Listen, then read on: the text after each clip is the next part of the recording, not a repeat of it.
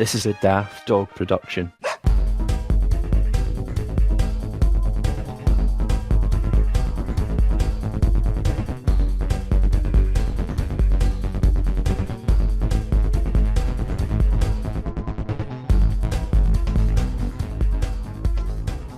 hope that works for everyone. I'll let you know when I hear it and if it makes sense. Good. So you looked at the show notes at all? Yeah, I have them open on screen and I have done my Star Wars hotel research. Fabulous. Absolutely fabulous. So... I only did it because I want to go there. Oh, no, it looks awesome. Let's keep this for like literally 5 minutes from now, and then we'll say it again. Okay. Yeah, get recording. Let's do this. Yeah, no, we are recording. We've been recording for about... Since I said no, we aren't recording. That's when I pressed record. Oh, shit. Oh, for God's sakes. All right, come on then. Let's on with the show. Okay, on with the show. Hello, and this is another episode number 3 of EDS Podcast. And my name's Ed, and my co-hosts are Sophie. Hello. And Dave. Hello. Hello, Dave. You're very quiet. Good. Were you eating or something? Maybe. Vaping, possibly? Maybe both. No. At once, good lord. Everything tastes of blueberries, so it's all good. Everything tastes of blueberries. I think everything should taste of bacon, Dave. It's nearly right. Yeah, well, if I could get that as vape juice, I would. That would be a genius vape juice, wouldn't it? So, what have we been up to this week? Sophie, anything interesting? I would like to say yes, but probably not really, no. Well, I could give you an anecdote about how I went horse riding on Saturday, but I'm not sure this is the right venue for it. Okay, no, go for your horse riding anecdote. Do it. It was quite entertaining. So I've recently taken up horse riding again, and I was went out with the instructor, and we went on a ride through. Did I see a photo of you on Facebook? Yes, yeah, that's my favourite horse. Good. At the moment, I've only ridden 2, so it's not really hard to have a favourite. But we went out and we were cantering through wheat fields, and it was like an episode of Autumn Watch or Country File or something like this. Okay, and we hear some people shooting, adding to the whole Country File-esque vibe. Then we see a pigeon fall out of the sky, and it's like, oh, okay, that sort of ruined it a little bit. It was quite entertaining, though. Sucks to be a pigeon. It does when they're shooting. On the plus side, you could get pigeon pie for lunch, possibly. I was not about to dive into the wheat field to retrieve the dead pigeon. No, possibly not. Possibly not. All right, Teresa, calm down. Whoa, political. No, that's the other podcast, the political one. Oh, right, yeah. So, Dave, what have you been up to? Playing Counter-Strike? Pretty much playing Counter-Strike and still making my way through The Witcher 3. Ah, yes, The Witcher. Which has obviously, as you know, been renamed to Shagging Sorceresses 3, as that's all you seem to do. Sounds vaguely disappointing now. Do you get a choice? I mean, if you start as a female character, or girls on your thing, do you get a choice of the sort of characters? You can only be male, really? And yeah, you can only be. You don't choose your character. You play as a set character in the game. But what I've noticed is every sorceress I've met, there is the option to have sex with them. So it's not obligatory then? No, but being male... It's not obligatory in the sense that every sorceress is up for it and you're a man. Yes, pretty much. And it always seems to arise in the same way. You do a question. Does it? Yes, in that sense. Do you want to rephrase that at all, Dave? No, I'm leaving that as it is. We'll just leave that there. But basically, you do a quest, and then they do the same thing of they're like, oh, I need you to come back to mine, and I need to talk to you about something. And you go there, and then they're like, oh, I need you to do this quest for me. You do the quest, and then at some point, they're like, oh, yeah, fuck me. And it's really random. Right. You're not delivering pizza there, are you, Dave? No, I'm not delivering pizza or fixing sinks. I'm not doing that either. Fair enough. Well, I've had a much less interesting week. I've simply been playing ED because there's a day with a Y in it. Elite Dangerous, I should say. And I found a really good new band that I started listening to called Steven Seagull. Obviously a play on the name of Steven Seagal. And it's a Finnish sort of bluegrass band who are covering heavy metal tracks. And it's really good. It is actually much better than it sounds. And I'm going to put a link in the show notes to one of their videos on YouTube. Very good. They're touring this country at the moment, I believe. Someone at work went and see them over the weekend. And said they're very good. So worth catching if they've got any more dates left. But that's it for me.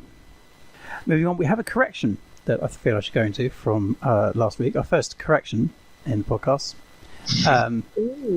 I saw a tweet retweeted last month from one of the writers of the Expanse, which said that they thought that the Expanse Series 2 was going to be available in the UK during July, and July has come and gone, as you'll notice, without the Expanse being available on Netflix.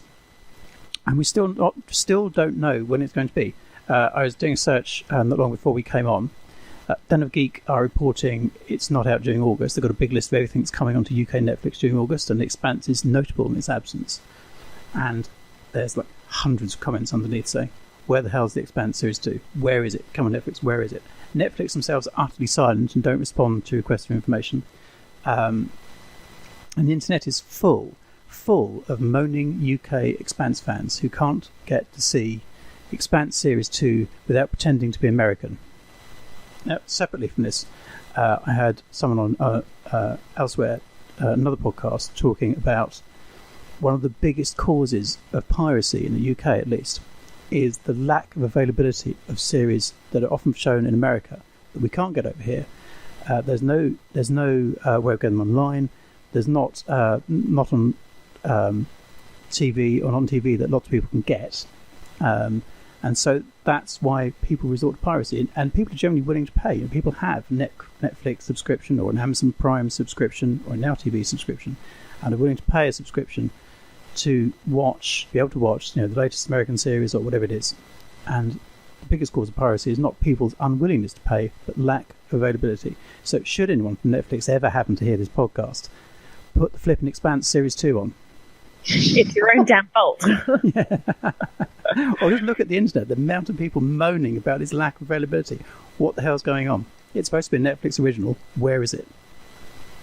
The problem is like this just doesn't just cover like TV. It covers all forms of piracy. I think availability is the main thing. Like with games, for example, piracy has died down quite a bit due to Steam. Yes, Steam's been a big factor there, hasn't it? Yeah, you go to one place, get all your games. Yeah, and you can download it, and it's there straight away. There's no delivery, and people are willing to pay for it, generally speaking. I mean, we saw the music industry go through this process where they weren't making music available to buy online, and if they were, it was like people were paying more or the same price as they would for a CD, so which seemed a bit of a con. But if the music's not available to go online, a lot of people, this was when your phone could play MP3s or you've got an MP3 player, so people didn't want to buy CDs. No, physical media, the day of physical media is largely gone, isn't it? Yeah, except for that one CD I have on repeat in my car. Well, there is that one, of course. Is that because it's stuck in the CD player? It might be. I'm not even sure if I have a CD player in my car. I may do. I've never used it. You know what, though? The CD I actually have in there, the tracks are quite short. Right. And they're the perfect length for the adverts on the radio. So I listen to like heart radio. And then when the adverts come on, I just flip over to the CD. It plays a track. And then I go back to the radio. And I do not have to listen to a single PPI advert. Good plan. Mm-hmm. I'm full of good plans. Are we allowed to know which CD it is, or is that a state secret? It's a very old CD, actually. It is called, it's by Gem, and I think it's called 24. I can tell I'm getting two blanks here. Sorry, don't know. Sorry. It's okay. You don't have to apologise. You might know one of the tracks. Right. It was quite famous. I'm not going to sing it though. No, it's called Day. If you YouTube it later, you might will do. Because going on for this, I have a subscription to Google Play Music, and lots of people have Spotify or whatever. But I just happened to start off with Google Play, and the joy of that is that I started off with a single user subscription. I've gone now to a family subscription. We can have 5 users, and it's the price of a CD a month, basically. So the price of a CD a month, you can listen to absolutely anything you want, and you can have 5 users on your account, and it plays on every single device I own. That's pretty good, actually. Far more convenient than having physical media, which you then have to rip anyway if you want to play it on your phone. And then you've got the nonsense of, I haven't got enough space on my phone to put my new CD on and all this kind of stuff. No, none of that. It streams. We can download it for listening offline if you want. It automatically caches, so stuff you listened to recently is available anyway. And it's very good. Actually, I think things like Spotify and Amazon Prime Music, I'm sure, do much the same thing for about the same price. So it doesn't really matter what service you sign up for, but the principle of it is very good. And willing to pay an amount to get quality music, all of it available. You hear something on the radio, you can hold your phone up to the TV or the radio. It identifies whatever's listening to in a program, whatever, adds it to your playlist. It's very good, very integrated. I think we've sort of come full circle here. Basically, what we're talking about is the convenience factor. Yes. And so when it is inconvenient, then people start looking for other channels. Yeah. So Netflix had better get their thumbs out their asses if they want to actually make any money from this Netflix original. Absolutely right. Absolutely right. Not, of course, I have to say that we'd recommend pretending to be American for piracy. Quick disclaimer. It's illegal. It's all illegal. Don't do it. The legal department telling me that we have to say that. Allegedly. Anyway, Sophie, I believe you wanted to talk about your favourite subject of Star Wars. Ah, yes. This has made me so happy. So basically, I actually had a rumour about this a little while ago when my other half and I were looking at honeymoons and things like this. Unfortunately, this resort, if that's what you want to call it, it is so much more, is not available by the time we get married. They're looking at 2019. That's so inconsiderate of them. Yeah, but it's okay. First anniversary, I'm thinking. Ah, good one. Yep. It is a completely immersive Star Wars hotel in Disneyland, Florida. And I think this is epic. That does sound completely awesome, doesn't it? Yeah, so it's like, have you ever played one of those murder mystery games, like dinner party murder mystery things, where you have to come as a character? Yes. Dave? Yes. You haven't. I don't know if I actually want to admit to that, but yes, I have. I don't see why not. It's quite fun. You're not telling anyone. There's only us here, Dave. Yeah, well, and the 6 listeners of the podcast. But the thing is, it's fun, and I generally don't really do fun. Oh, right. Yeah, fair enough. It brings you out in hives, doesn't it? Yeah, I got rushed at A&E last time, so. But this is Star Wars, so that instantly makes it 10 times better. So you get assigned a character, and all the staff, but they're not called staff. They're called something like cast members or something in Disneyland, something like that. They are all characters as well, and there is a storyline and going on. And then you can choose to sort of join in and try and influence things, or you can sort of sit back and watch it and be more of a spectator. And apparently you can do all sorts of things like flight training and lightsaber training, ship exploration, personalized secret missions, and then you can build up a rep for yourself. Bearing in mind, this is all supposed to take place over 2 days, so I think you don't sleep during that time. That would be the only downside for me. I have to say, I took a quick look at this online, and I love the thing that when you go into this, it's as if you're in a spaceship. And yes, so all the windows show space. Show Starfield, which is awesome, especially if they manage to coordinate that so it changes or it looks like you're travelling through space. That would be particularly good. But I didn't realize they were doing like role playing murder mysteries and stuff. That would be a bit like doing your own Murder on the Orient Express, but in space. Well, I think that's kind of what it is. I don't know what the storyline is. I don't think there's been any details released about it. Just know that there's a storyline and that's it, and you can sort of choose to get involved or not. The only downside is the price, which is rather horrendous. So no official prices have been released, but there was a survey done which suggests that the price will be roughly $900 to $1,000 per person. Whilst that is quite a lot of money, I think for what you're getting, that's not unreasonable. Do you think? 2 days. Sorry? 2 days. I'm pretty sure it was 2 days. I'm not sure where I read that now, but I think it was. So adding to the fact that you're probably going to want a day beforehand somewhere. So that it's in Florida, isn't it? So you can Florida. Flying and everything. So in the context of having a Florida holiday anyway, and that includes your accommodation, does it include meals and stuff? So if you that is, I've got it. It's a 2-day visit. There you go. 2-day visit would include 5 meals total, 2 buffet breakfasts, 1 lunch, and 2 signature dinners with evening entertainment. I really want this to take place in a cantina. With that band playing. Yeah. They play one song for 9 hours every night. No, but then you get a bit of John Williams' theme tune there as well. Yes. Possibly. Yeah. It's got to be some, hasn't it? Yep.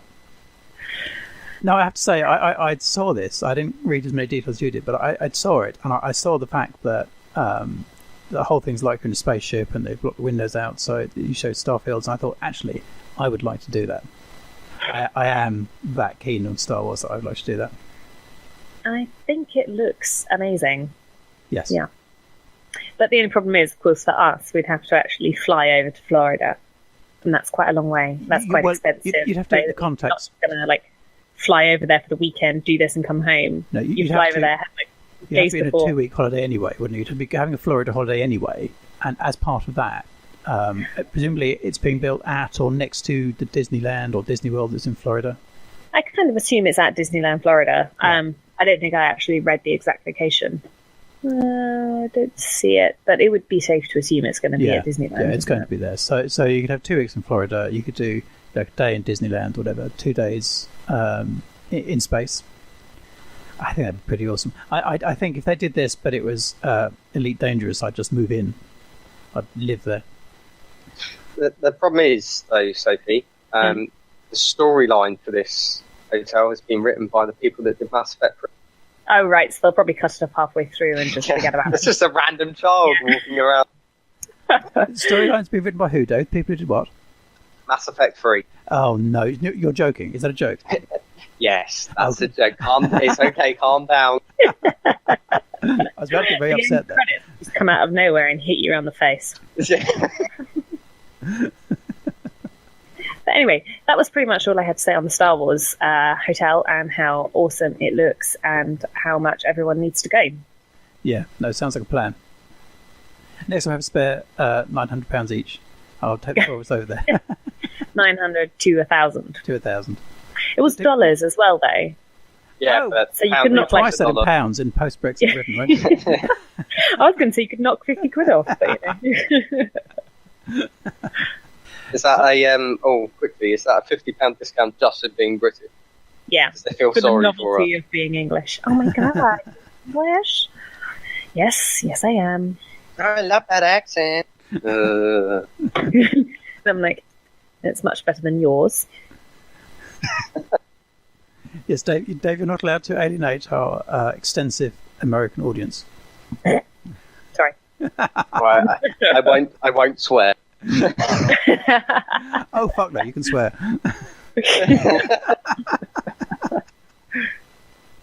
So, are we all, have you all been watching the new series of Game of Thrones? Sophie, did you catch up in time? No, we're still on series 5. What series are we actually on now? Is it 6? I've lost 7. 7. Because really, good lord. Dave, you've been watching this? Yes, I have, but we can't really talk about it because Sophie hasn't watched it. I don't want to ruin it would any. be spoiler-tastic, wouldn't it? Yeah, it would be. Just to say, Sophie, it was absolutely amazing. And when that person died, I was so shocked. I just didn't expect that at all.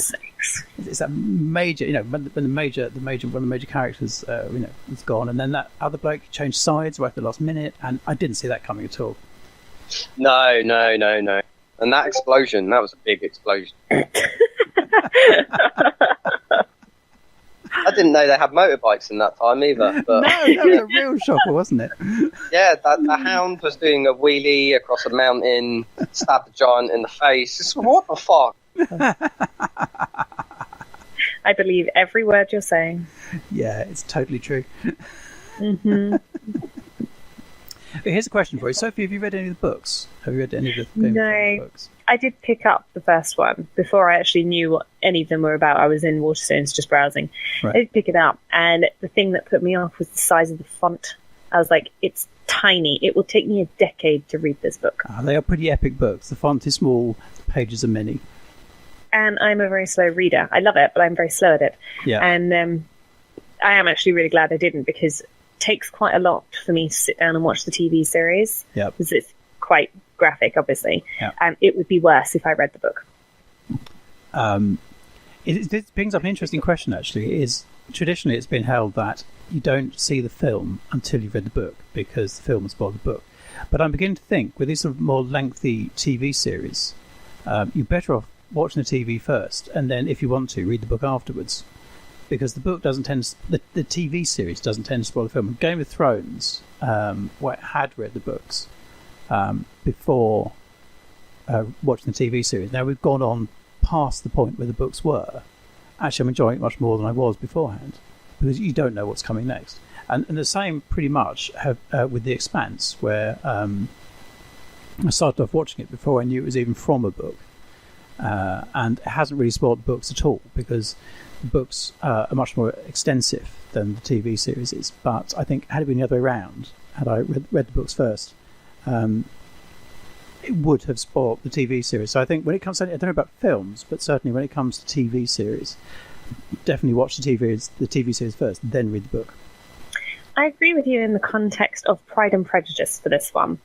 Because the BBC adaptation sort of mini TV series, it was 6 episodes, it was brilliant. And then I sat down to try and read the book, and it is the most boring thing I have ever read. Don't bother, just watch the TV series. Books, for me, don't fly off the page, it has to be said. Did you read Pride and Prejudice? No. Wow. No, but I have read other books of that type, and I'm thinking here of, I read Emma. Emma? Do I mean Emma? Emma, there is one called Emma, yes, that one. I read that one.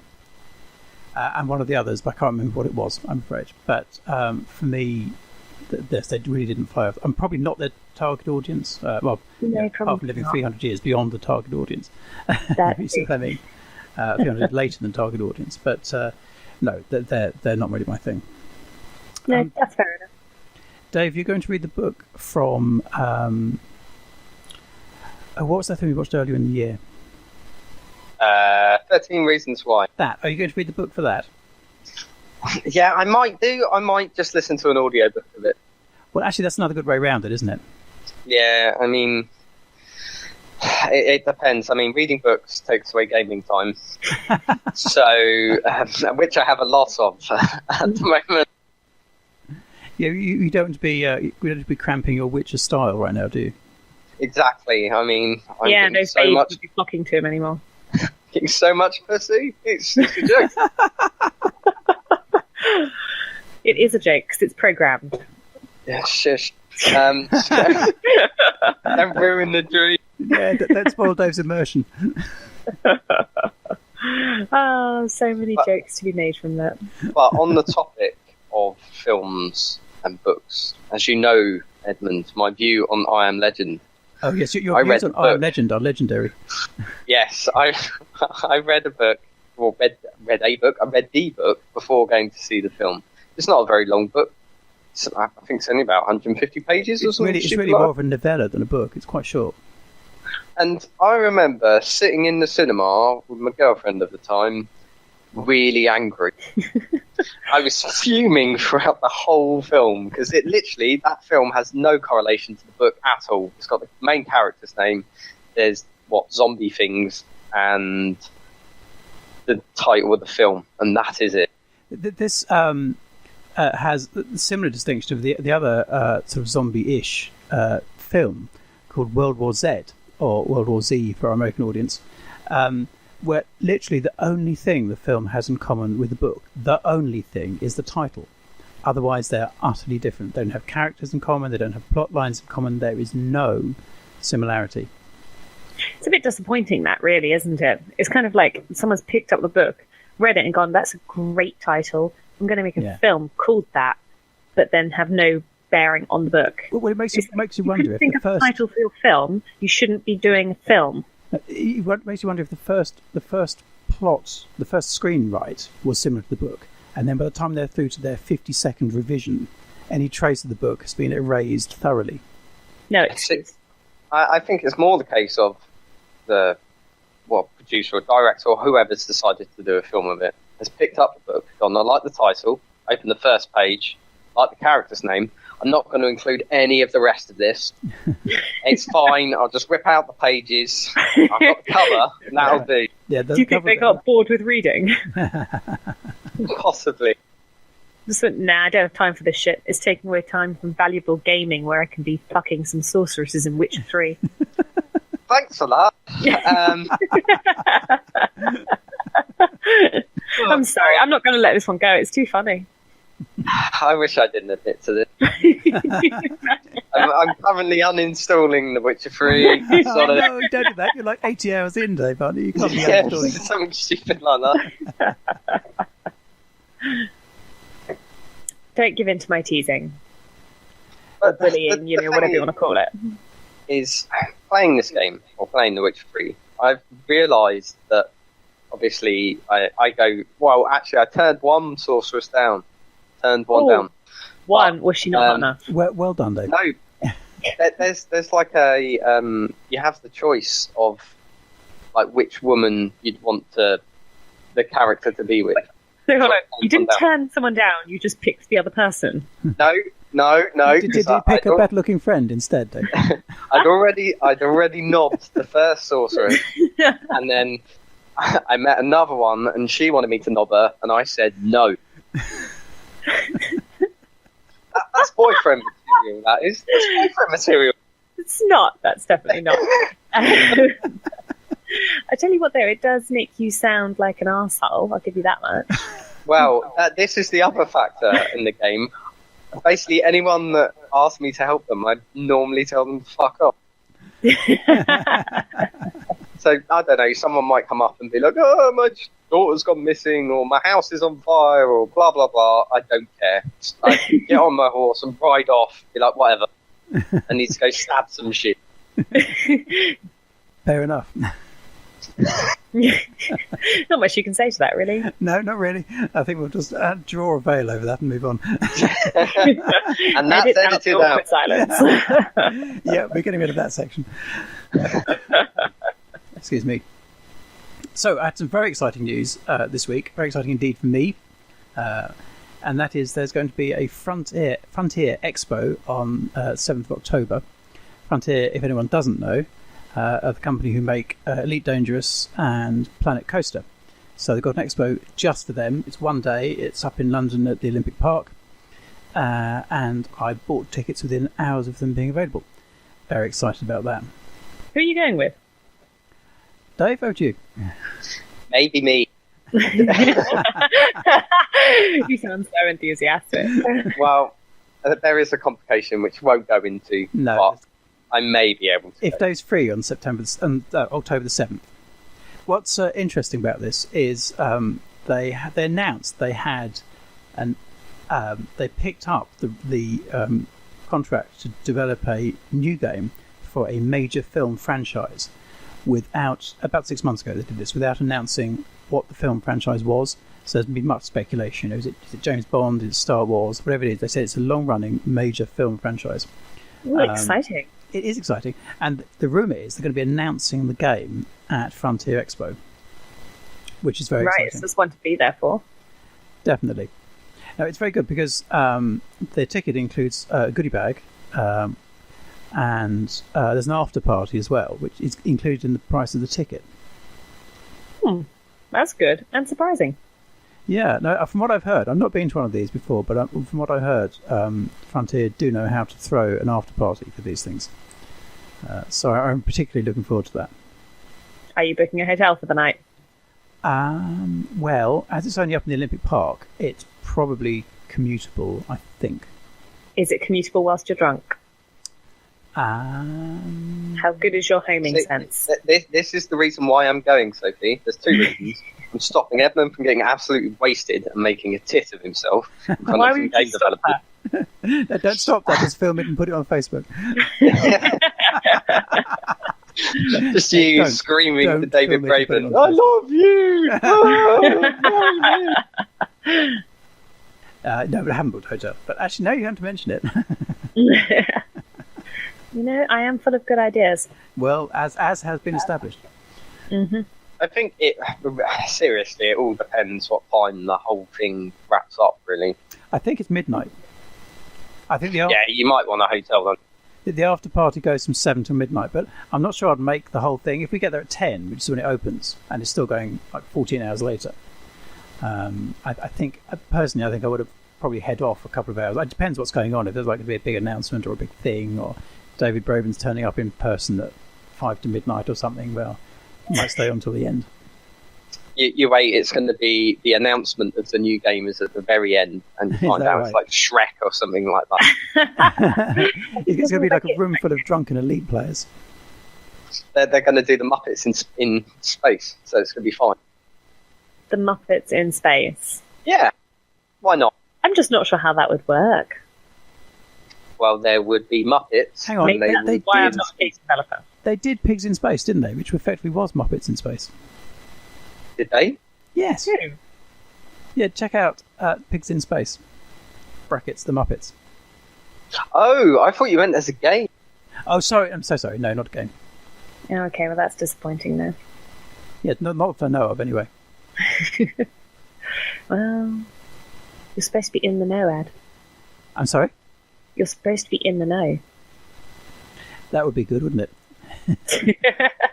At least if one of us were. Well, yeah.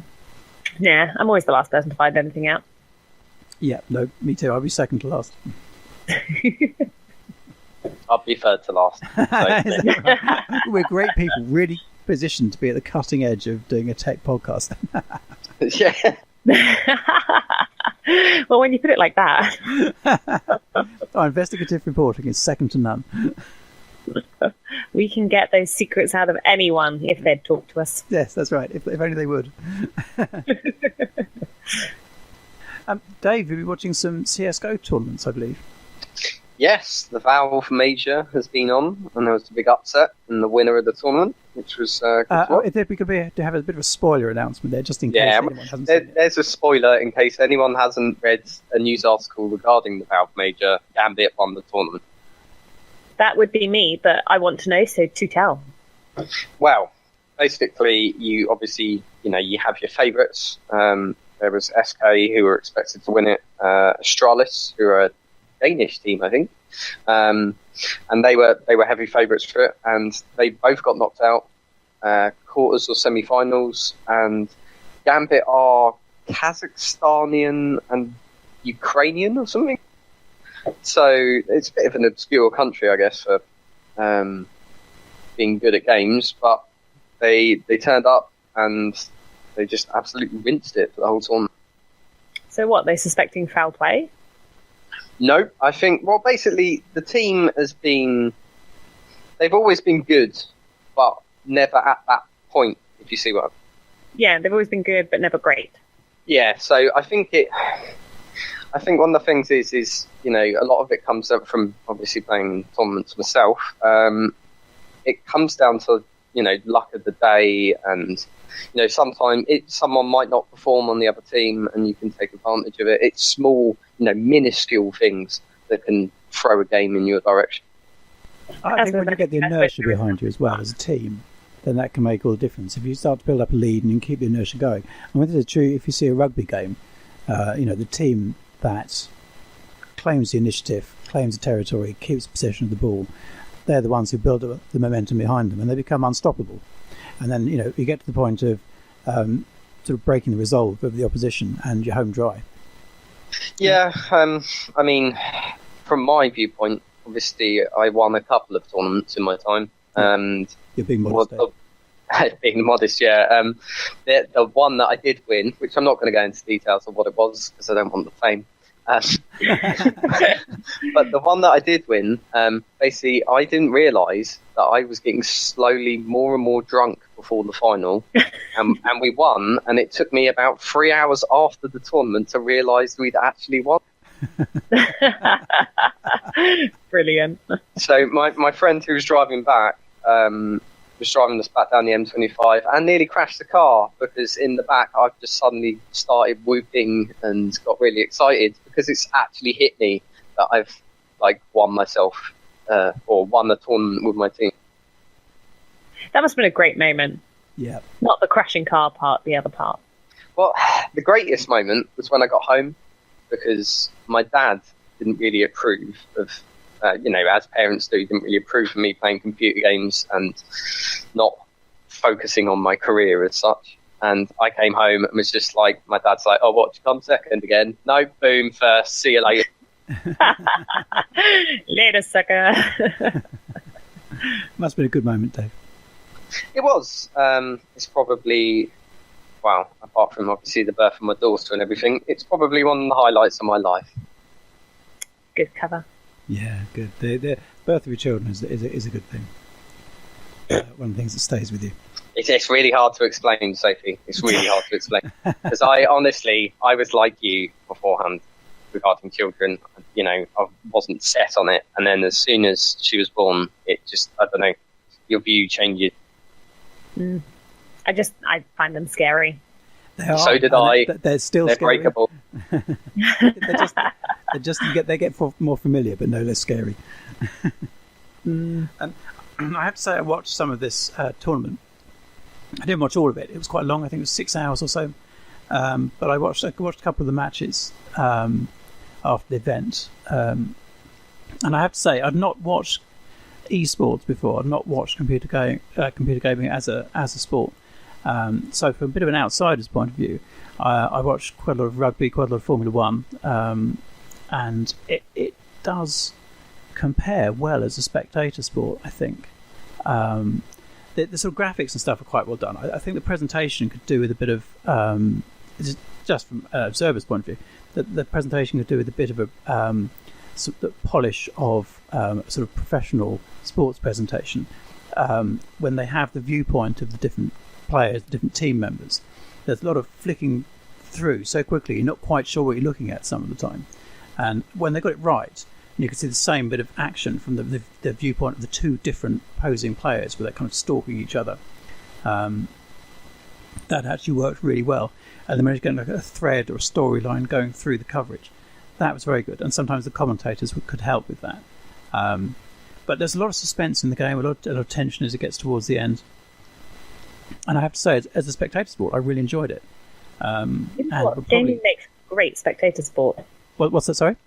Gaming makes a great spectator sport. Yeah. I mean, I got into gaming by watching my dad and my brother playing games, and it is really good fun to sit and watch. I find it harder now because I'm like, don't go there. No, if you go that way's better. Yeah.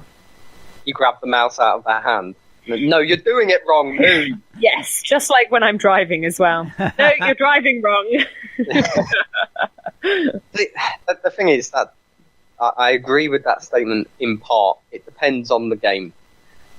Because some games, like, for example, if you had no idea about games and you were watching someone play a MOBA, such as Dota, you wouldn't have any idea what the fuck is going on. You have to explain the acronyms to start with. Yeah, and you need about 4 days to learn what all the acronyms are. So I mean, it's a tactical game. You have an element of interest already in it, don't you? To know the basic background of what's going on. It's just like Formula One or rugby. They're both technical games or technical sports with extensive rule books. And if you don't know the ins and outs, there's not. You can. What the hell are they doing now? Why are they doing that? So, and it's the same with the the major that I just watched, if you don't have any idea what's going on, you will get a bit lost. So I think it's a technical game which probably appeals to a similar audience to Formula One, I would imagine. And people who are technical, they know what's going on, they're into the game, they might play it themselves, and they'll find that particularly interesting. I was a games player myself. And you watch these guys running around, and I think you made the point earlier, Dave, that, I don't think I would have pulled that one off, or those guys' reflexes are really good. Yes, yeah. I mean, Counter-Strike, in my opinion, or first-person shooters in general, so Call of Duty or whatever, are quite easy to follow because it's, that guy shot that guy in the head. But I've watched at tournaments people playing, for example, StarCraft or something, and I'm watching them play it. Follow. And the screen is just going all over the place because they've got everything macroed, and the person that's playing knows what they're doing. But because I have a very basic understanding of strategy games, I'm there going, yeah, I totally understand what they're doing. There's some units moving about, and I have no idea. Oh, they've won. Cool. When did that happen? I mean, certain games, like FIFA, for example, would be very easy to follow. It's like, he's kicked the ball in the net. But no, Dave, they used the wrong ball there. They used that funny kind of round one, not the correct oval-shaped ball. Oh, really? Is that why England keeps losing? No, we're just bad. We've won a fairly recent World Cup in rugby, and I was talking about football. I know. I just thought I'd point out. Just checking. 2003, we beat the Australians at home. We've won. Yeah, in football, we won the World Cup in '66. What are you talking about? It wasn't that long ago. Why did you do 2003? We won it not that long ago. 2003 was the one that I just sticks in my memory, I guess. I watched every game of it, and we're watching the final. We're actually on holiday in Wales. We watched the final. It was very intense, very exciting. 2003. Let's see. I was in year 9. Right. Just thought I'd put it out there. Just pointing out that you're old. Thanks, Sophie. You're welcome. Anyway, moving on. Next point, yeah. We had a fan request to discuss Battlestar Galactica, old and new series. Dave, I'm not sure. Have you seen either of the Battlestar Galactica series? No, I'm going to drop out of this conversation and let you two go on with. You can randomly jump in with "fuck 'em." Yeah, fuck them all. Yeah. Fuck them.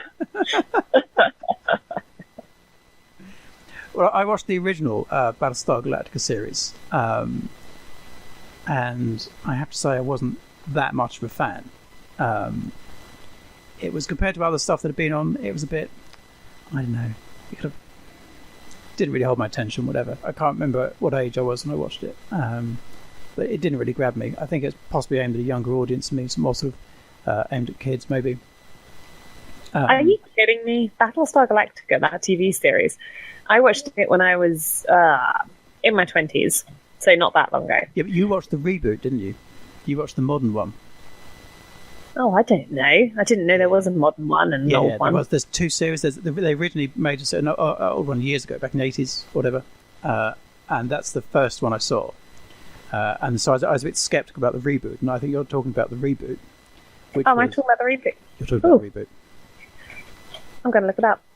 Battlestar Galactica. Oh, I see, yeah. 1978 and 2004. There you go. Let me just see. Let me see if I recognise any of these actors. It's been a while. Carry on talking. I thought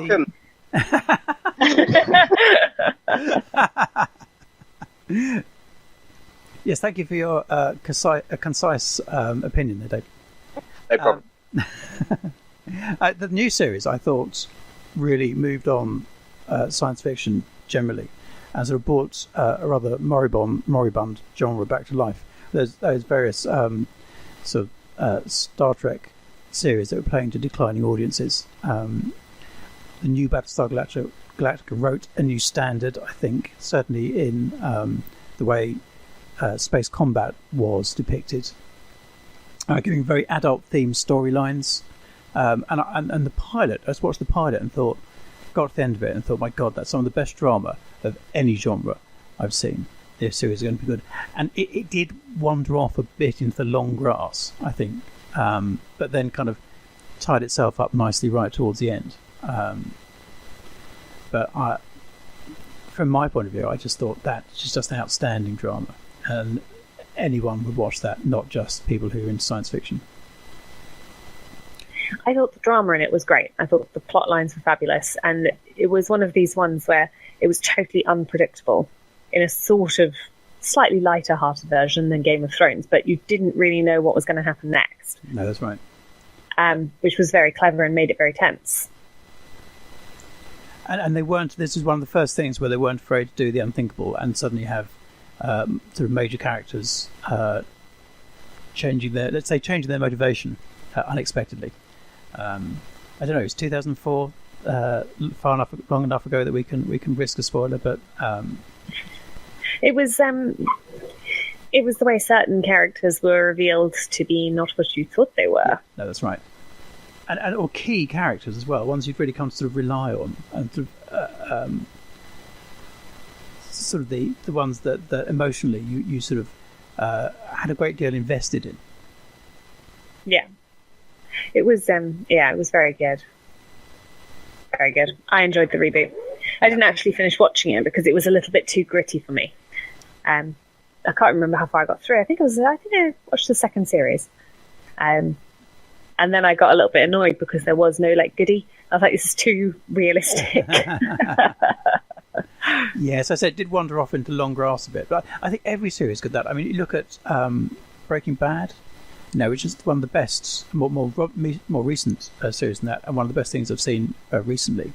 And I think it was season 3. I thought, actually, this is just not really going anywhere, right until the last episode.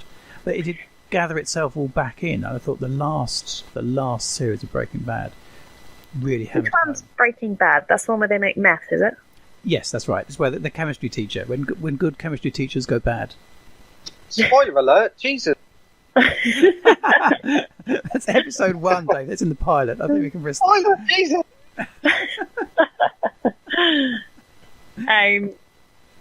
Yeah, I haven't seen Breaking Bad. You should. But I would recommend. I mean, it does get a bit grim in places, but I think if you can stomach the grittiness, it's such a rewarding series to watch, and it is worth staying right through to the very last episode. It's very good. Well, I thought this about Prison Break, so I really enjoyed the first series of Prison Break. It was really good. It was really good. But then I was kind of like, they've broken out. Now what are you going to do? And then it became really convoluted, and I was like, oh, for crying out loud.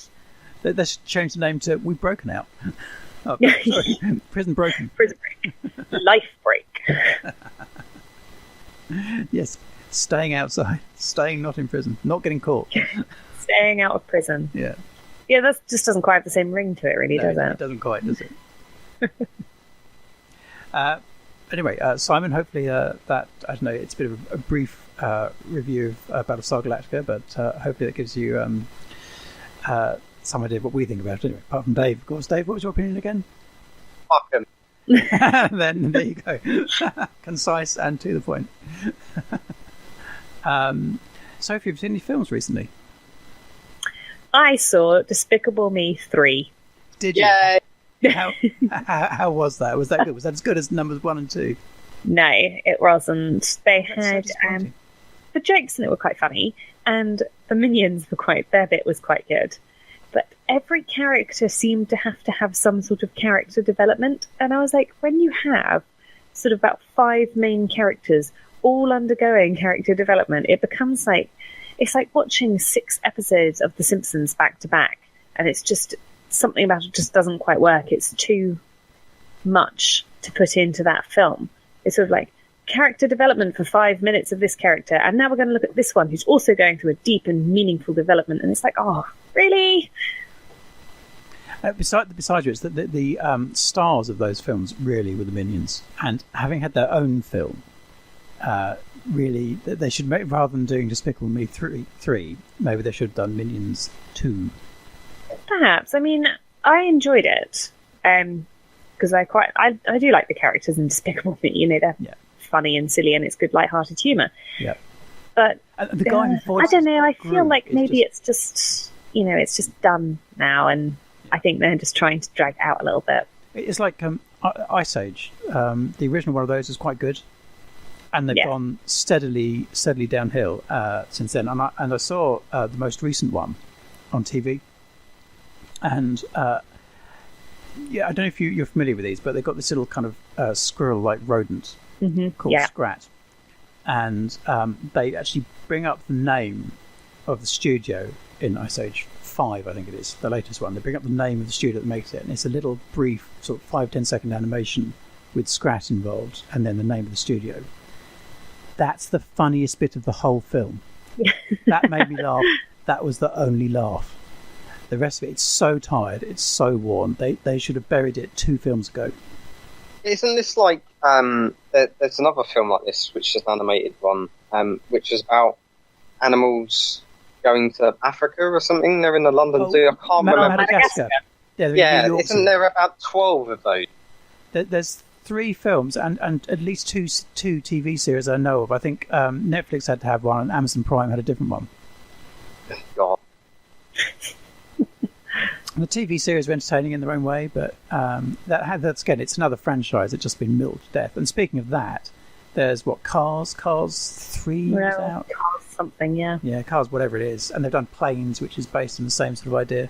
And that's another franchise that's just been milked to death. And I think, you've got a good idea for 1 film, maybe 2 films, probably not 3 films. And by the time we've had the spin-offs and everything, we've had enough now, thank you very much. We don't need to milk it any further. I went to see Dunkirk at the weekend.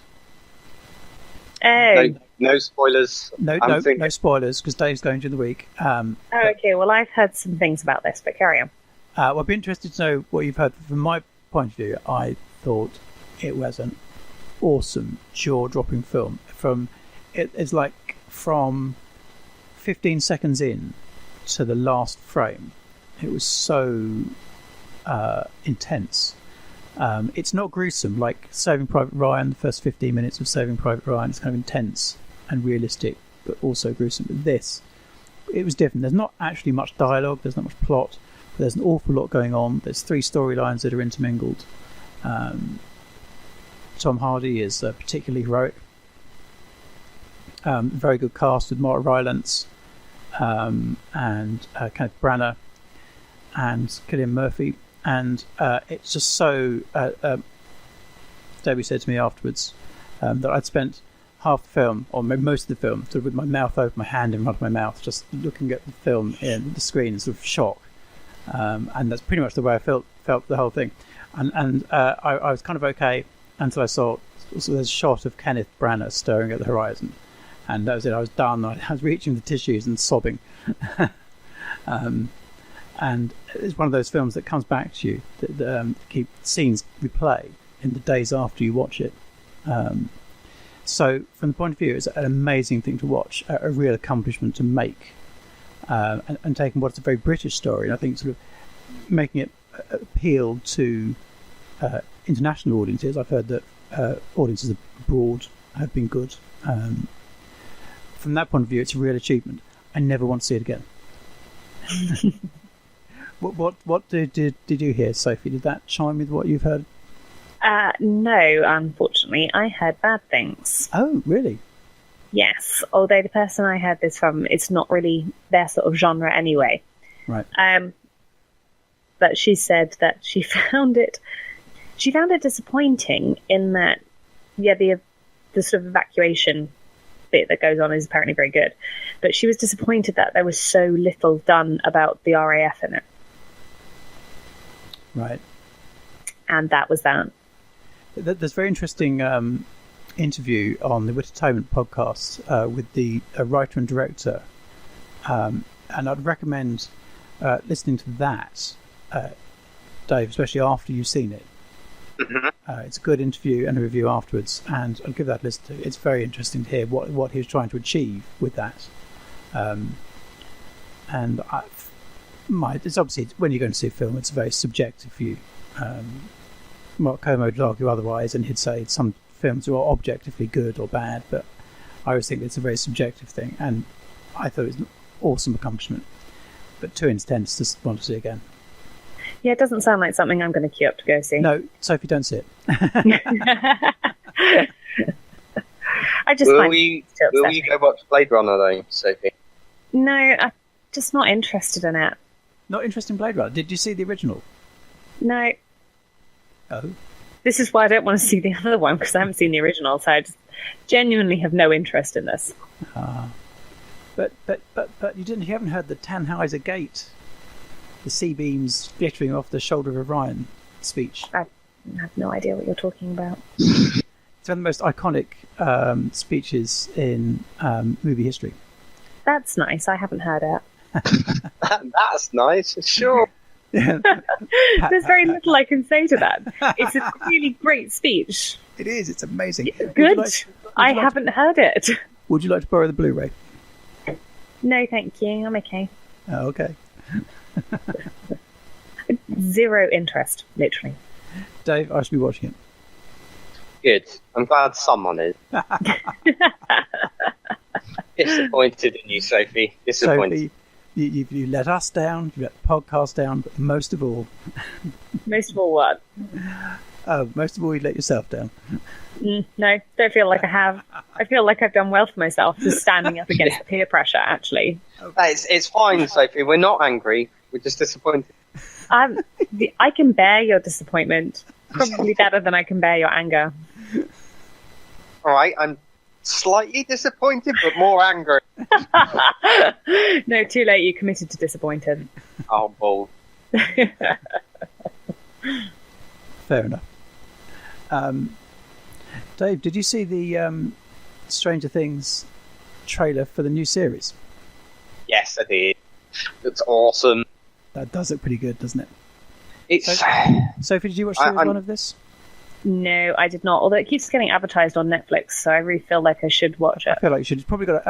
It must come up with like a 97% compatibility rating for you. Oh, should I find out? I think you should. Okay. Bear with. Dave, what did you think of the trailer? Well, it's a carry-on, isn't it? Pretty much from the next series. I really enjoyed the first series. What, you mean a 1970s comedy? Yeah, pretty much. Well, it's like watching like a modern day version of like an 80s TV series or film type thing, I guess. It does have a 1980s feel. What percentage match do you think it is? Taking all bets. 97 for you. Dave? 101. Be serious, Dave. God. Okay, 96.5. Is that better? They don't do points, so you're going to have to round it up or down now. 96, there you go. You're both wrong, it's 95. Aha. Oh, I was one away, I'm closer. Yeah, you were closer. you get that one, Dave. Born a winner. So there you go. Netflix are telling you, and we're telling you should watch Stranger Things. And Netflix is never wrong. Yes, it is, sometimes. Yes, no, it is. Like when they don't actually let you watch TV series in this country. That. Or when you've had your 3-year-old and your 9-year-old watching things on your account, and then it recommends, I don't know, Transformers Rescue Bots as a 97% match. Oh, yeah, sure. That was because of your 9-year-old and your 3-year-old. We believe it. I'm so well known as such a big Michael Bay fan. I've watched all of them. Yep, we know. There's no shame here. It's okay. That was sarcasm. So was that. Hasn't every Michael Bay film got the same title? It's just Explosion. It's Boobs and Explosions. That's it for Michael Bay film. Sounds like Game of Thrones. I heard a brilliant anecdote that was reported by someone who's actually an extra on a Transformers film, and set the scene. There's explosions happening all over the place. There's flames coming out of everything, and there's logs and rocks scattered all over the set. And they start the action, and then Michael Bay is cut, and storms onto the set, and he points at a log and says, "Why isn't this log on fire? Why isn't this fucking log on fucking fire? Someone put this fucking log on fire!" Oh my god. Okay. That, I think, summed up Everything about a Michael Bay film. Yeah. I feel like that's a slight overreaction to something not being on fire. Possibly. I mean, most people would have that reaction when something is on fire, but possibly in the reverse sense. So don't put it on fire so much as somebody put this fucking log out of fire. Out of fire? You know what I mean. I do know what you mean. The thing is that Michael Bay films are like films turned up to 11. But not ironically. He actually means it. We can make it more interesting. Instead of just explosions, why can't people's heads just randomly explode during the film? Don't give him ideas. Don't give him ideas, Dave. He'll do it in the next one. He's listening. To be fair, I would watch that film. It's actually a period drama, but then people's heads randomly explode. Okay, But now you that can sounds vote like Pride on and it. Prejudice You zombies. can vote on it while you're watching it. You can get your phone out with the cinema. Interactive. You can vote on whose head is going to explode next. I don't like that guy. Boom. The whole cast. Every just audience in the chooses first him. 5 minutes. So anyway, where were we? Oh, the new Star Trek Discovery trailer. Sophie, did you see that? No, I have not seen this. Where is this? There's a new lengthy trailer out, Star Trek Discovery. That obviously is coming out on, what is it, the 24th of September, I think. They're releasing the episodes weekly, rather than all on the same day as Netflix have done before. So there'll be no binge watching on day one. How disappointing. But the trailer is well worth a watch. And it's obvious from that it has been influenced by the way that drama in general, and science fiction in particular, has moved on since the last Star Trek series. You know, we're in a post Game of Thrones world here, a post Expanse world, and also the films that were made, the more recent, the reboot Star Trek films. And the style is much more modern, much more up to date, much more sort of action filled, and much more dramatic, and not too much like a sort of over dramatized Netflix drama, I hope. But it does look like they've really picked up the pace. I hope it retains its sort of Star Trek-esque elements. Well, it has to retain something of the optimism, doesn't it, of the original series? Kind of like the movies have done, actually. I thought they did very well. The movies have done very well. And they do the thing, don't they? They've always ending on a laugh. Yeah. Despite you knowing that there'll be a laugh in the last scene or the last line almost, they managed to catch you out anyway and make you laugh. Yeah.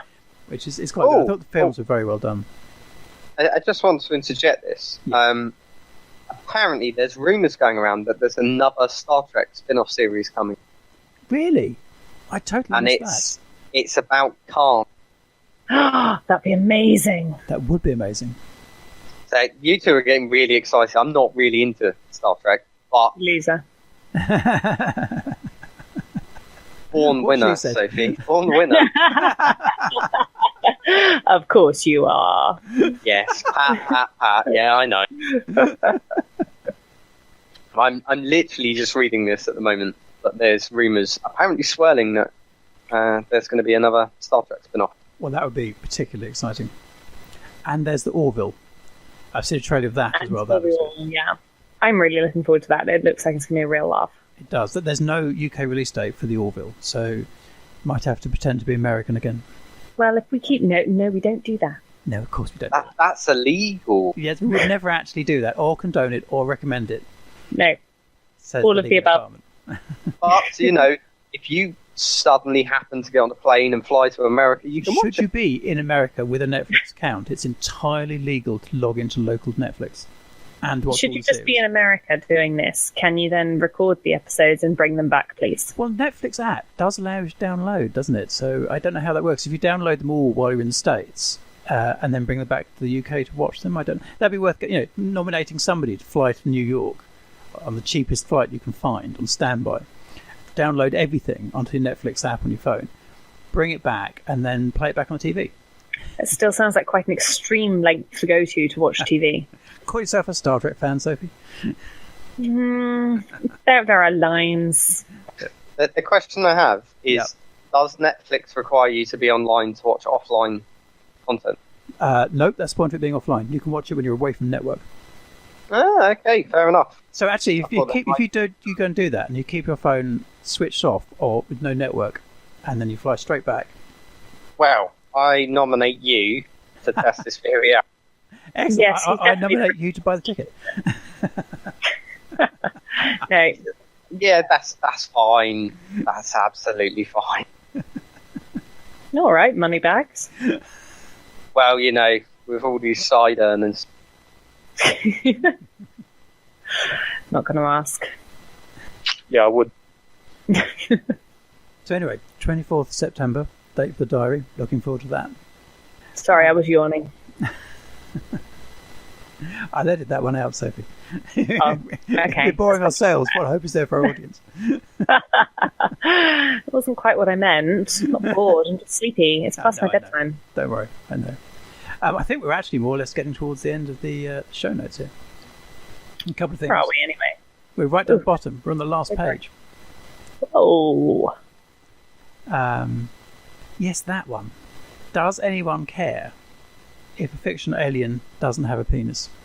Hot topic for discussion. I'm going to put it out there and say, personally, no. No, absolutely not. I thought shit about that. I thought the choice that they made, the actor they made, was a particularly good choice. She was very good in Broadchurch, very good in other things I've seen her in. I thought Olivia Colman would have been a good choice for the Doctor. But was it Jodie Whittaker, isn't it? She'll do really well, I think. I hope. The only thing is, so I'm sorry, I'm slightly confused here. Have they chosen a female Doctor? Yes. Right. See, my only issue with this is that it feels like it's they're doing it to be controversial, because they lost the Bake Off, so now BBC's like, oh, we have to do something a bit edgy to get people talking about it again.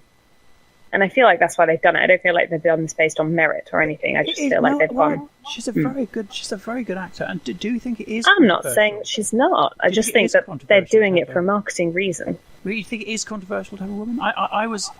When the character has been, not even predominantly male, the character has been male forever. Yes, but changing their gender does make it. The Master has swapped gender from man to woman and back again. Yes, but that's not the main character. True. True enough, but it's I don't care. Go for it. No.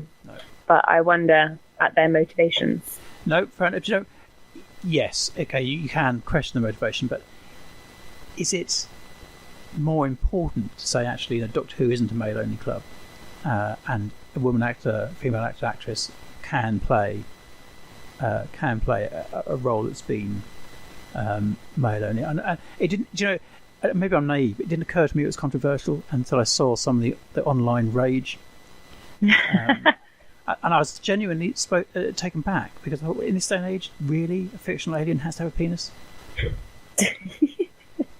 See, I was disappointed because they didn't She go didn't for have sex with you. No, they didn't. This isn't The Witcher. But I was disappointed because they didn't go the full hog and go for a black woman and just go fuck you to everyone that reads the song. Should have gone for a black lesbian. That would have been even better. Well, hopefully they'll make her assistant a man, a white man. No, I want it to be the assistant's a woman and they're both lesbian lovers, just to piss off more people. Oh, I don't know. I think you'll piss off as many people who will go, yay, oh my god, the BBC, they're so amazing. They're doing something so controversial. Bear in mind this goes out at 6 o'clock or 7 o'clock in the evening. It's pre-Watershed, Dave. Yeah. We've been swearing quite a lot on this episode. It doesn't matter. Fuck 'em. Actually...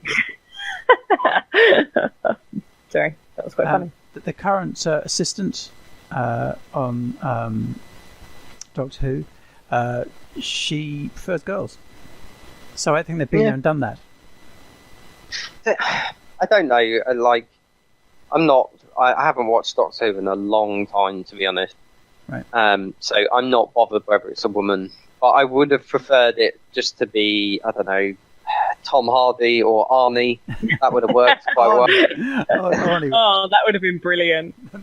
Just to hear him doing the "get to the TARDIS," and then people follow. It'd be amazing. I'd pay to watch that. Yeah, definitely. So Arnie, if you're listening, you need to apply for Doctor Who. I'm sure he listens to our podcast. I'm convinced of it. Of course he does. Yeah. Right, since it's up online, since this episode's up online, I'm going to tweet him and suggest that he might, humbly suggest that he might like to listen to this. I'd love to see that. Him telling a Dalek to put the cookie down. Oh, that would be amazing. This is something that we should definitely make. Do you think? I don't think. I know. I think the question is, you're saying we need to make this. Who is going to fulfill the role of Arnie? You, clearly, you've got the accent. Oh. It's true, you do have the accent. Okay, well, Photoshop my body. We do this as an audio drama. Oh, yes, we could. That would work. Absolutely. Okay, Sophie, you can be the doctor. I'll be your glamorous assistant. No, Dave's got to be the doctor. I'm the doctor, Arnie 'cause I'm doctor. Yes, you're right. Sorry, Arnie the doctor. Yes, of course, God, I'm the keep doctor. up. Sorry. Arnie the doctor. Yeah, works for me. But See, if this was like the early 90s, I could see this getting made. If only it Yeah. had been. It's such a missed opportunity.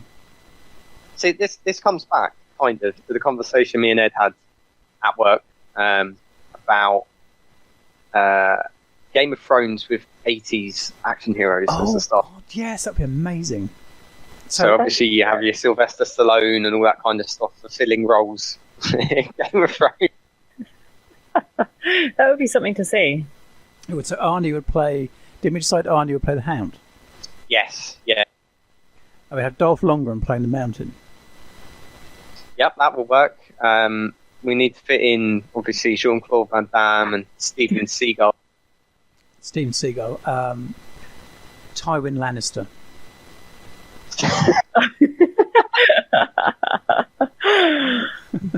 Tywin Lannister is really a chef on a train that's running away. That's right. You could at least have gone with the ship one. That was really quite entertaining. Is that the one that had Tommy Lee in? Yes. Yeah, that was it's watchable shit. But they all are. That's what makes them Steven Seagal films. Yeah, that is true. Straight to DVD. Yep. Yep. We have to fit in Rutger Hauer, Jean-Claude Van Damme, Chuck Norris. Yeah. Are we basically just doing the Expendables but Game of Thrones? No, because Jason Statham is not going to be in. Oh, can't we have the Staith? We've got to have the Staith. Why No. can't we do Jason Statham? He's got the best muscles out of all of them. He can Oh, be God, Varys. Lord. He's got the right haircut. Yes, haircut. Definitely. So, who are we going to get to play the Viper? Play who, sorry? No, I have no idea what he said again. Play the Viper. The Viper. Did we decide Jean-Claude Van Damme for that? Jean-Claude Van Damme. That probably work. What about he's Jamie not gonna be in it, Lannister? You've got to think who. Oh, Rutger Hauer. That's Jamie Lannister. Yep. You guys are giving this too much thought. No, not enough for. No, you can't give this. You can't give this too much thought. This has legs. And they're growing. You need to make this. It'll be awesome. It would be something. Yes. See, why they're making the Expendables? Fucking fools. Fuck them, Dave. Yeah. Would we be able to fit Hulk Hogan into this film? Or TV series? Oh, yes. He should ironically play Tyrion Lannister.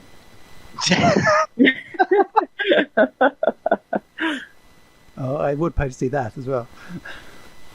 Yeah, exactly. See, this we've already got one person who wants to go see it, Sophie, so... I don't think it counts if it's one of the creators. Oh, Does it not? It's still a ticket? it's a ticket. It's a bum on a suit. It Singular ticket. But with that cast and that storyline, We have to sell It out. basically sells itself. it does. It does. How could that not sell?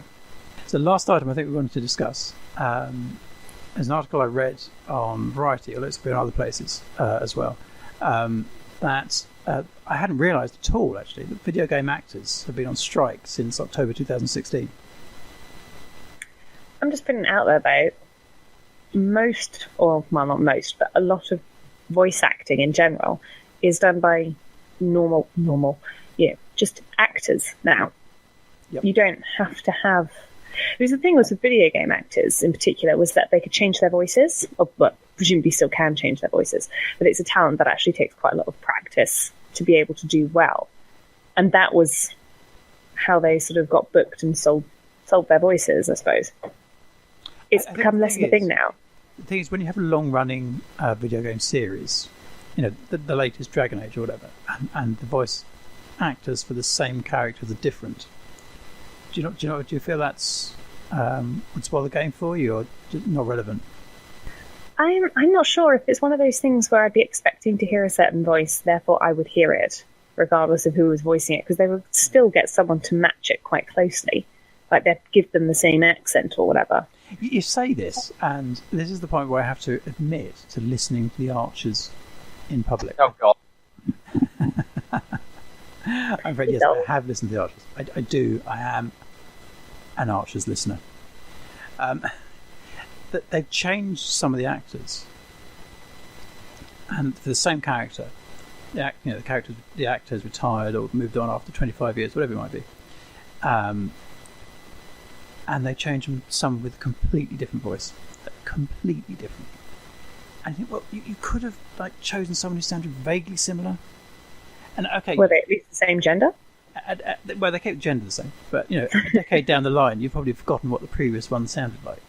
But this is the Archers we're talking about. You have to think in decades. You are talking about the Archers, and that's got quite a loyal fan base. So it does. It probably would have been quite a pain for them to have changed. It is, and the outrage is extreme. You should see the hate on the internet. You changed the voice. Ah. The thing is, though, is it as bad as the first person that did it was like, "Hey, you guys," and then the next person that comes on to play that character is like, "Oh, I don't understand what you're saying." Is it really that bad? Yes, it is. Yeah, they had like a 60-year-old guy doing it, and then he retired, and they didn't want to go through it again, so they brought in a 12-year-old who was just going through it. Just hit puberty. They changed the actors to one of the central characters, and so the first actress stopped doing it, but a new actress in. She did it for 25 years and made the part her own. And then they went back to the original actress again after 25 years, but their voices are completely different. And also their voices would change over time. It depends. I was listening to an interview with Tom Hanks, and he said he can still do, in his opinion, he can still do exactly the same voice for Woody in the next Toy Story film they're making. They're making another Toy Story film? Yep. They are, yes. I feel like that's going to ruin it. They left it in a really good place.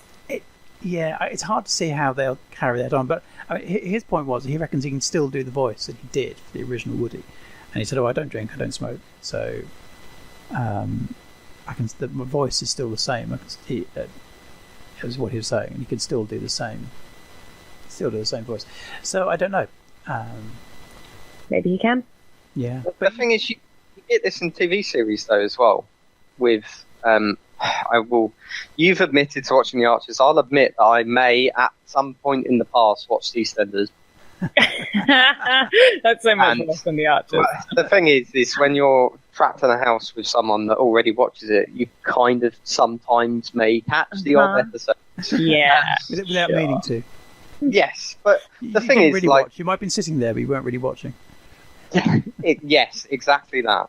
But I've not I'll have seen an episode 10 years ago or something, and there's a set character that disappeared, left the show or whatever, and then 10 years later they bring that character back with a different actor or actress. So they don't look the same and they don't sound the same, but they've got the same name. And it's just like, why didn't you just bring them in as a new character instead of trying to revive it? Just leave it. Doesn't need doing. Yeah, they did this also in The Archers. They sent somebody away for 6 months and then came back with a different actor. I think really 6 months isn't enough to forget what the last bloke sounded like. And they said, we want to move him on. We changed actor because we wanted to be able to move the character on. We felt the existing choice of actor wasn't up to the job. But then they've just made him exactly the same character as he always was. So, bullshit. That just means that they had an argument. Probably, yes. It happens. Yeah. So we don't really care about the voice actor strike. I do in some senses. I kind of do. In the sense that it seems like a shame because it is voice acting. I would imagine is a real talent that, in some respects, I don't know. Would it be harder than acting with like acting on screen? I really don't know. I would say it kind of would be because you're doing it in a studio. You don't have the help of the environment. I don't know, maybe that's just me. I mean, I'm not exactly like an actor myself, so I don't know. But I think that sounds more challenging.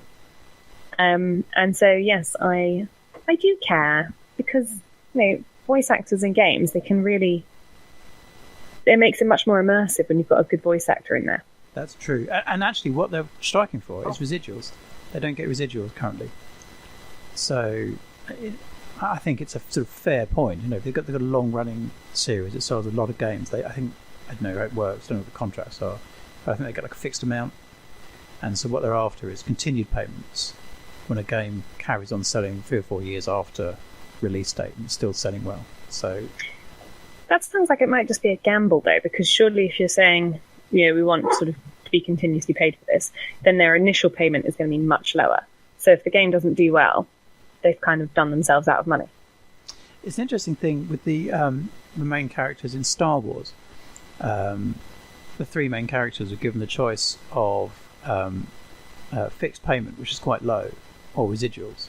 And I heard it such a long time ago, I can't remember who, but I think one of them, let's say Harrison Ford for the sake of argument, decided to take payments based on sales and not a fixed payment, and he coined it.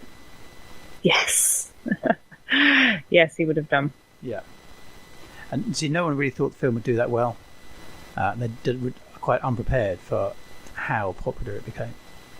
And how isn't this similar to? Isn't there a like a film company that you have the intro before the film? Yeah. Of, like production companies. Isn't there one of them where the woman who did it? It's like an iconic one. Got paid absolutely fuck all for doing it. It's a woman holding a torch or something, if I remember rightly. Oh, right. Yeah, I know what you mean. Columbus TriStar? It is one of those, isn't it? It's yeah, it could be. It's yes, woman holding a torch. Got it. I'm sure she got paid bugger all for doing that. That lion just got an extra steak. That was it. They got an extra child for dinner. Campaigning for lions' rights. That's right. Yeah. Actually, have you seen? I saw a picture of that. You know what? It was in one of these crappy in-flight magazines, and there was someone had taken a photo of them filming the lion roaring for that intro. Right. And it's actually brilliant because the lion is standing up, his front paws are on a sort of stool thing, and he is roaring at this camera, and the camera is like right there. And I was looking at this photo and I was like, I would not want to be that cameraman right now. Nope. You're a big, thick sheet of glass between yourself and the roaring lion, wouldn't you? I'd want even more than that. I.e. the lion not being there. Yes, that would be good. No, we need a CG lion. Real lions are too dangerous. Oh, God, that would have looked awful. I mean, that... In Gladiator... Really old. Was it a lion or a tiger they hauled out of a pit to maul... what's his name? Russell Crowe. Sorry? Russell Crowe. Russell Crowe, yeah, him. Apparently, some of it was sort of CG lion. But then when he actually had to roll around on the ground, they basically had a stuffed lion. A stuffed lion? Yeah, there you go. Here's a stuffed lion. Knock yourself out. Fair enough. To be fair, could you imagine how expensive it would be if he got mauled by a lion? Yeah, funny though. And imagine the ticket sales. Yeah, it would be good. Yeah. Well, great show, guys. Thank you very much. You're most welcome. Not a problem. Fuck 'em. I think we have. I might see if I can make that my quote for this podcast. Yeah, I was say, I think we have a title for our podcast here. Possibly. Yeah. So inappropriate. Yeah, but so funny. I'll see if I can slip this into work. Oh, wait.